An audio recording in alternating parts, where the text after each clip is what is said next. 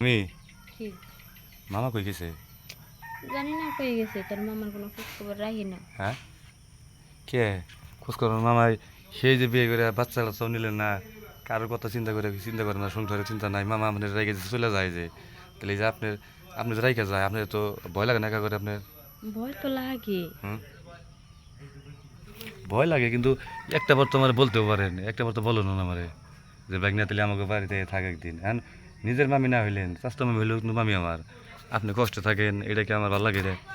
আমিও তো সেই কথাই কই যে আমি কষ্টে থাকি, তোমার ভালো লাগে না, কিন্তু হুম, এই যে জিনিসটা তুমি বুঝো, এই জিনিসটা যদি তোমার মামা বুঝতো তাহলে তো মনে করো যে আমার দুঃখ কষ্ট কোনো কিচ্ছু থাকতো না। ওর তো বয়স বেশি হইলে বিয়ের পরে আসলে কোনো মানে রসকস কিছু ভিতরে থাকে না। মামা তো আগেই যাক শেষ করার, মামার তো গোডাউন খালি একদম আগে থেকেই। হয়, একদম ঠিক কথা বলছো, যা শেষ করে তো আগে থেকে শেষ করে ফেলছে। এখন তো মনে করো নাই কোনো কিছুই, ওই মাঝখান থেকে মনে করো যে আমার জীবনটা তেনা তেনা করে দিচ্ছে। এখন মামি যদি গেলে কিছু মনে না করেন, এখন হলো মামা যেহেতু নাই বাড়িতে, এখন যদি কোন আমি আপনাকে বাড়িতে থাকতে পারি, কারণ আমারও একা একা পারতে ভালো লাগে না। আর থাকবা, তোমার কে না করছে? আমি তো চাই যে তুমি বাড়িতে তুমি থাকো। একজন মানুষ থাকলে মনটা ভালো থাকে, যে সুখ দুঃখের আলাপগুলো করতে পারবো, মাঝে মাঝে তুমি আমার একটু দেখশন করতে পারবা, এগুলো কি ভালো জিনিস না?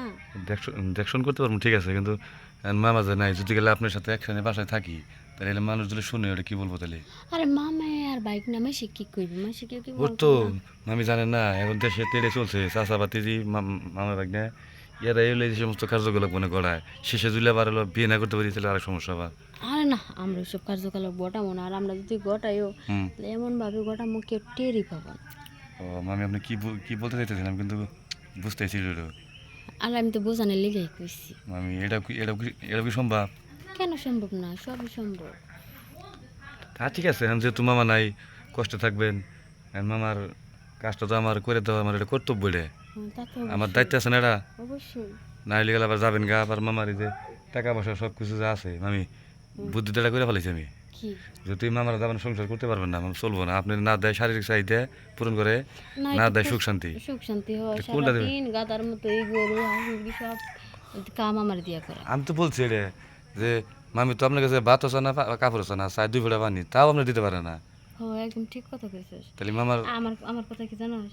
তোর মামা 2 ফুটা পানি দিতে পারবে না, তার থেকে হইছে তুই তো বাইক না, তোর তো একটা দায়িত্ব আছে, তুই হ্যাঁ, 2 ফুটা পানি দিয়ে দে। আমার আমি দিয়ে দেবো মামি। আমার পানি কিন্তু আবার একদম গাঢ় পানি মামি, আমারটাতে খাইতে পারবেন, আবার ভিতরে হজম হবো। আরে পানি আবার হজম না হয়, আমার যত ঘন পানি হোক আমার মনে করে যে খায় অভ্যাস আছে। তাই জানি আপনি প্রফেশনাল, কারণ এই যদি না থাকতেন আপনি এগুলা করে এই মামার কাছে বিয়ে বসছেন, কারণ এলাকায় আপনার অনেক মানে সুনাম শুনছি আমি এর আগে যে আপনি একজনই মানে 8-10টা ছেলে ঠিক রাখছেন আপনি। আমি তো হ্যাঁ, মামি জানি শুনেছি রে, তো। যে মামি আচ্ছা সময় নষ্ট করার দরকার নাই মামি, তাহলে আইসি যখন তাহলে আমি আমার কাজটা করে থাকি। হ্যাঁ, আচ্ছা। আচ্ছা। আচ্ছা।